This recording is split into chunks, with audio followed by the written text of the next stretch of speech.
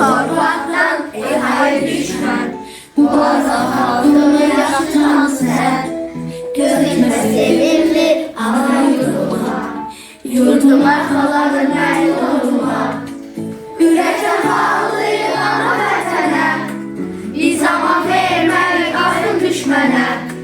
Bizimdir sevimli bu gözəl torpaq, ana yurdumuzdan düşməni qovaq.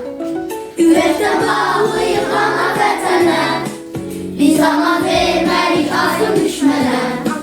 Bizimdir sevimli bu gözəl torpaq, ana yurdumuzdan düşməni qovaq.